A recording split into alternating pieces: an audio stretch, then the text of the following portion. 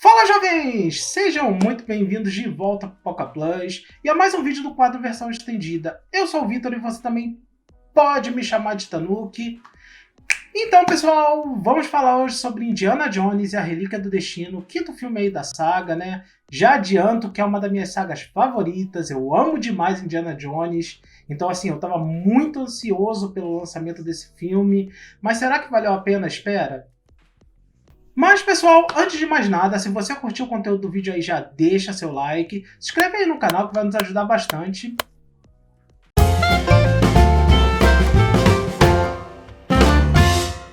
Então, pessoal, vamos falar hoje sobre Indiana Jones e a Relíquia do Destino, o quinto filme aí da saga, como eu falei, depois do fatídico filme de 2008, né, O Reino da Caveira de Cristal, que decepcionou para muita gente, a maioria dos fãs não gostou. Eu já adianto que eu tenho uma opinião um pouquinho diferente, não vou dizer que eu morro de amores pelo filme de 2008, mas tem partes interessantes. Talvez eu grave um dia só sobre ele, quem sabe, né? Mas, pessoal, se você ainda não assistiu Indiana Jones e a Relíquia do Destino, fica aqui meu alerta de spoiler, porque vai ter bastante spoiler nesse vídeo. Então, assim, se você não viu, vai lá no cinema, deixa o vídeo salvo aí depois você assiste. Então, pessoal, começando a falar do filme, eu gostaria de falar da curiosidade da mudança de nome aqui no Brasil, né? Porque inicialmente ele se chamaria Indiana Jones e o chamado Destino. Mas não sei por que motivo, não sei se para ficar mais palatável o nome, eles resolveram mudar para Indiana Jones e a Relíquia do Destino. Realmente eu não sei o motivo dessa mudança, até porque o chamado do Destino combinaria muito mais com o título original, mas eles decidiram mudar. Imagino que seja para justamente ficar mais palatável para o público, remeter à arqueologia, remeter à saga Indiana Jones, né? Relíquia e tal. Então você remete muito mais à arqueologia ao personagem do Indiana Jones. Dá até para comparar com o caso que aconteceu com o Capitão América, o Soldado Invernal, que aqui no Brasil ele se chamaria Capitão América, o Retorno do Primeiro Vingador, porque o título Soldado Invernal, dependendo, poderia causar estranheza quando alguém fala, ou se a pessoa lê errado com invernal para infernal. Então eu acho que a campanha de divulgação do filme ficou com medo desse nome aqui no Brasil, mas os fãs protestaram e tal, eles voltaram atrás para se chamar realmente Capitão América, o Soldado Invernal, que é o nome original. E eu particularmente odiei na época quando ia se chamar o Retorno do Primeiro Vingador. Nossa, ainda bem que eles voltaram atrás. Então, pessoal, o diretor desse filme foi o James Mangold, famoso diretor ali de Logan. Ele substituiu o Steven Spielberg, que foi o diretor dos 4 filmes anteriores da saga, e esse quinto filme também foi o primeiro da saga Indiana Jones na era Disney. A produção desse filme ela foi bem conturbada, porque foram alguns anos de adiamento, teve a troca de diretores, o Spielberg ia dirigir esse quinto filme, aí ele foi substituído pelo James Mangold. Vários descartes de roteiro, a gente sabe que o roteiro ele foi alterado várias vezes, muitos deles foram descartados. Aí veio a pandemia, que adiou em mais um tempinho a produção desse filme, então assim, foi bem conturbada a produção desse filme. E claro, que nesse filme a gente teve a volta ali do Harrison Ford como o professor Henry Jones Jr., né? Para mim, na minha humilde opinião, um dos melhores personagens da história dos cinemas é o Indiana Jones. E aqui a gente tem o Indy já com seus 80 anos, já aposentado das suas aventuras, toda a questão da idade pesando, né? Já pesando para ele, pelo menos no começo do filme, porque em outros pontos, ao longo do filme, essa questão da idade, essa questão de já estar aposentado é simplesmente ignorada. Em alguns pontos pesa bastante, em outros pontos já não pesa tanto. Mas antes de mais nada, eu quero falar sobre o início do filme, que a gente vê um Indy rejuvenescido, com um CGI muito bom, diga-se de passagem. Em alguns momentos, pelo menos quando tem cenas de ação, a gente vê um pequeno detalhe ruim ou outro, mas no geral o CGI está muito bom desse rejuvenescimento. E foi fantástico ver essa cena, porque, pelo menos para mim, porque remeteu à trilogia clássica. Aquela cena inicial, se passando no final da Segunda Guerra Mundial, cara, me passou muito a sensação de estar assistindo a trilogia clássica. Então, assim, pra mim foi sensacional. Eu sei que muita gente não gostou tanto, não gosta tanto dessas cenas com o rejuvenescimento. Eu achei sensacional, porque traz de volta aquela sensação da gente estar vendo o material original, tá vendo a trilogia clássica. E toda aquela cena de perseguição em cima do trem, cara, aquilo me remeteu muito aos 3 primeiros filmes de Indiana Jones. Então, assim, pra mim, eu achei sensacional o filme iniciar com aquela cena. Toda a questão de trazer um pouco daquela nostalgia que a gente tinha assistindo aos 3 primeiros filmes. Eu achei, assim, sensacional pegar aquela essência do que era Indiana Jones nos 3 primeiros filmes. E como sempre, o Indy tem um parceiro de aventuras, né? E nessa cena inicial que eu falei do rejuvenescimento, do final da Segunda Guerra, fica a cargo do Top Jones.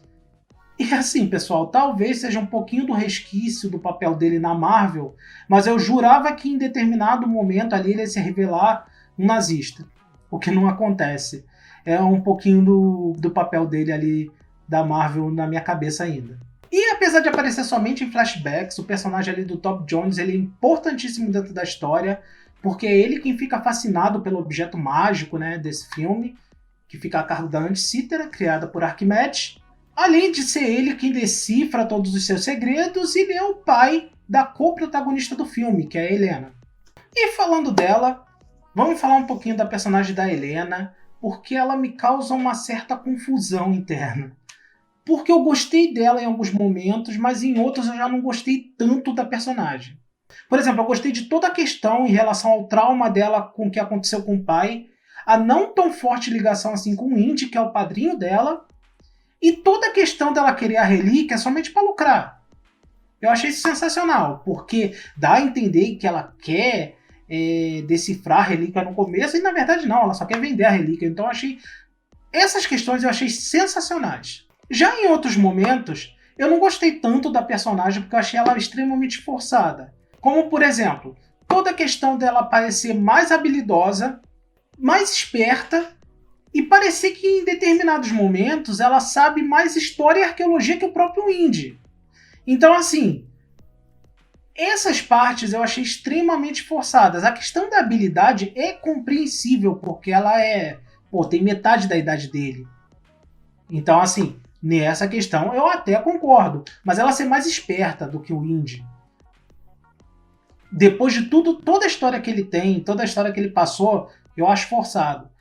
Ela, em determinados momentos, parecer que sabe mais história e arqueologia que ele, um professor com seus 80 anos, depois de tudo que ele viveu, eu acho forçado demais. Então, assim, gostei da personagem, mas em outros momentos eu achei extremamente forçada. E lembra do que eu falei, pessoal? De toda a questão da idade em determinados momentos do filme pesar para o Indy e em outros não? Eles usam a personagem da Helena para demonstrar que o Indy já está ultrapassado, para demonstrar que ele já está aposentado, que ele foi ultrapassado em habilidades, que ele foi ultrapassado em esperteza, que ele foi ultrapassado até em arqueologia, o que eu acho muito absurdo.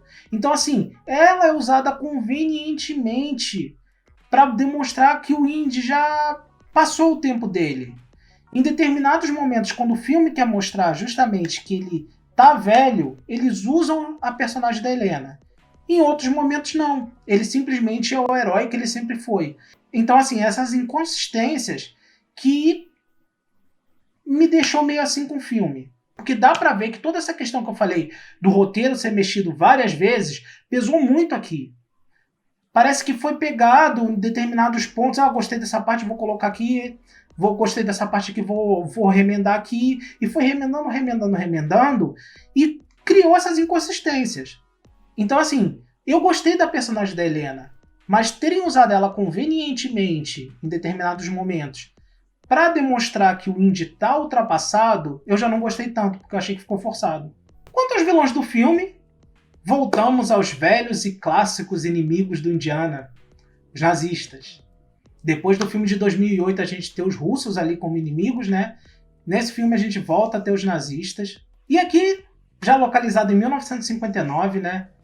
Bem depois da Segunda Guerra, o filme se utiliza de algo histórico, que realmente aconteceu, que foi a Operação Paperclip, em que o governo dos Estados Unidos ele recrutou cientistas nazistas. E o grande vilão do filme, que é o Mads Mikkelsen, ele é um desses cientistas recrutados pelo governo americano que se utiliza dos próprios recursos deles para poder chegar ao seu objetivo, né? E a única parte negativa para mim do personagem do Mads Mikkelsen, o grande vilão do filme, é a falta da sensação de perigo.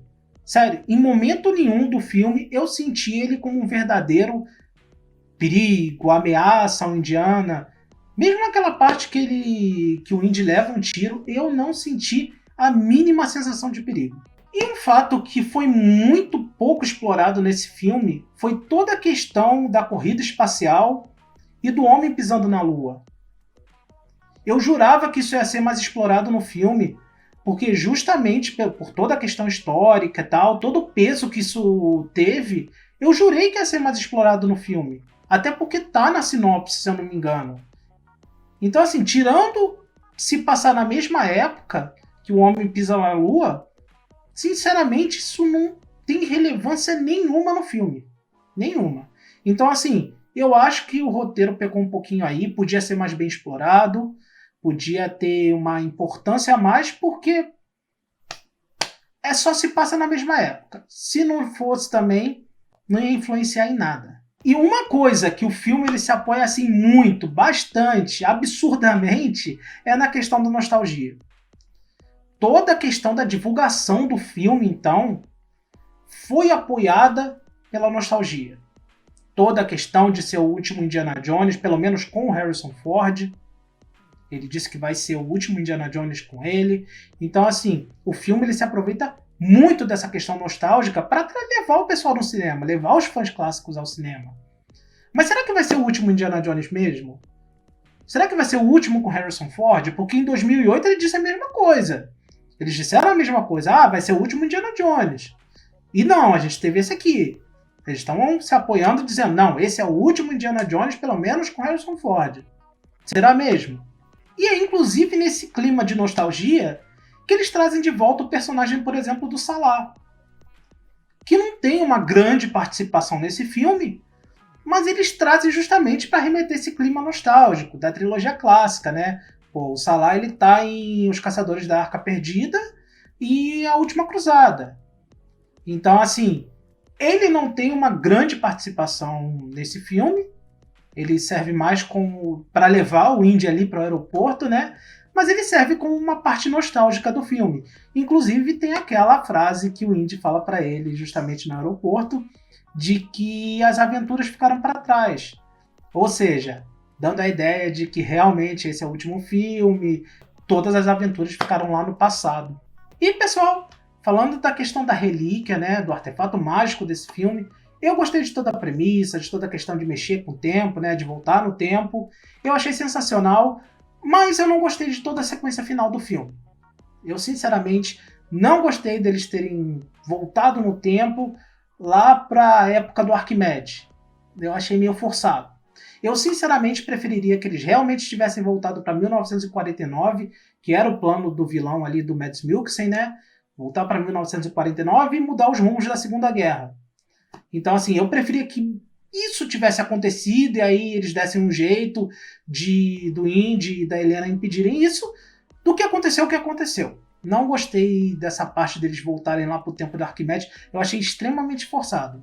Eu realmente preferia que eles tivessem voltado para a época da Segunda Guerra. E, pessoal, uma curiosidadezinha é que, assim como aconteceu em Caçadores da Arca Perdida, em que se o Indiana Jones ele não tivesse interferido, os nazistas ainda iam para a ilha, iam abrir a Arca da Aliança, ia acontecer o que aconteceu, e o Indy não teria relevância nenhuma. Não teve relevância, assim, nenhuma no desfecho da história, né? Aqui é a mesma coisa. Se não tivesse o Indiana Jones e a Helena ali, os nazistas ainda iam voltar pro tempo de Arquimedes, achando que iriam voltar para 1949, mas voltaram por tempo de Arquimedes. O avião deles ainda ia ser abatido e eles iam morrer do mesmo jeito. Então, assim, aqui novamente a presença do Indiana Jones e da Helena é irrelevante. Então, pessoal, eu gostei do filme no geral, mas com aquela sensação de esperava um pouco mais. Eu senti muita falta da comédia característica que a gente tem nos filmes de Indiana Jones. Eu senti falta aqui, faltou um pouquinho disso. Senti muita falta de uma participação maior da personagem da Marion, o grande amor da vida do Indiana Jones, inclusive com um grau de relevância que tem o final do filme de 2008, né? Do Reino da Caveira de Cristal. Então, assim, eu esperava muito mais, uma participação muito maior da personagem da Marion. Inclusive, a própria atriz já falou que ela teria uma participação muito maior. Quando o Steven Spielberg estava na direção ainda, ela teria uma relevância na história muito maior, mas acabou mudando o diretor e tal, e ela só aparece ali no finalzinho do filme, pelo menos ela está no filme, né? Porque é uma personagem importantíssima dentro da saga, né? É o grande, como eu falei, é o grande amor do Indiana Jones, e eles se casaram no final do filme anterior. Então, precisava ela estar no filme. Infelizmente foi uma cena pequena, mas pelo menos ela tá ali. A própria Karen Allen, ela falou em público que ela ficou um pouco decepcionada da participação da Marion ser tão pequena. Mas assim, como eu falei, dá pra sentir que o roteiro ele foi bem mexido, que ele foi bem remendado, principalmente nessa troca de diretores, né, da saída do Spielberg e na entrada do James Mangold. Então assim, dá pra sentir que o roteiro ele foi mexido, que ele foi alterado, que ele foi remendado. Mas foi um filme de tributo ali, né, ao personagem do Indiana Jones, ao Harrison Ford. Eu só acho que eles talvez deviam ter convencido o Harrison Ford a gravar, talvez próximos, um quinto e um sexto filme, que aí fechava essa trilogia nova, né? E talvez tivesse um final melhor. Porque aquele final ali dele com a Marion, depois ele pegando o chapéu e tal, não encerra nada. Por isso que eu fico assim, será que vai ser o último filme mesmo? Então assim, caso seja, eu acho que eles deviam ter convencido o Harrison Ford a gravar um quinto e um sexto filme próximos, aí fechava essa trilogia, fechava com chave de ouro, de repente, o personagem do Indiana Jones, né, do Harrison Ford. Então, eu acho que devia ter mais um filme. Mas, eu não sei se o Harrison Ford não quer fazer, mas vamos ficar de olho, porque quem sabe eles anunciam um sexto filme, e esse sim seja o encerramento. Se não foi, vamos ficar com aquela sensação ali de que pelo menos o Indy terminou feliz ali junto com a Mary. Mas, no geral, eu gostei do filme, com algumas ressalvas que eu deixei claro aqui no vídeo. Pra mim, ele é muito melhor do que o filme de 2008, né? O Reino da Caveira de Cristal. Apesar do que eu falei, tem parte desse filme de 2008 que eu acho muito interessante. Mas assim, Relíquia do Destino, pra mim, é melhor do que o Reino da Caveira de Cristal. E pra mim, ele é melhor, inclusive, do que o Templo da Perdição da trilogia clássica. Então, assim, no geral, eu não costumo dar nota aqui no meu quadro solo, né? Só quando eu gravo em duo ali com o Fábio. Mas, pra esse filme, eu vou dar uma notinha. 8,5. Eu acho que é justo. Eu acho que o filme ele tem problemas. Eu acho que o filme ele tem esse problema de um roteiro muito mexido, da falta de alguns personagens, da conveniência que usaram a personagem da Helena. Então, assim, pra mim, no geral, eu acho que 8,5 tá de bom tamanho. Então é isso, pessoal. O meu videozinho aí sobre Indiana Jones e a Relíquia do Destino. Como eu falei, uma das minhas sagas favoritas. Eu amo a franquia Indiana Jones. Sério, de verdade, eu amo muito a franquia. Tanto que eu fiquei empolgadíssimo de assistir esse filme. Não vou dizer que eu me decepcionei, mas também não vou dizer que, meu Deus, que essa espera valeu muito a pena. Então, assim, eu acho que agradou, mas não superou expectativas. Mas então é isso, pessoal. Se vocês curtiram o conteúdo do vídeo aí, já deixa seu like. Inscreve aí no canal que vai nos ajudar bastante. Dá uma olhada lá nos outros canais, o meu, do Fábio, deixando sempre o linkzinho aí na descrição. Comente se vocês assistiram Indiana Jones e a Relíquia do Destino, o que vocês acharam. Se vocês acharam melhor do que o filme de 2008, né, o fatídico filme de 2008. Se vocês acham melhor do que algum da trilogia original, né? Comentem aí qual é o seu preferido. Comentem aí o que vocês acharam no geral. Então é isso, pessoal. Vou ficando por aqui. E até o próximo vídeo. Falou!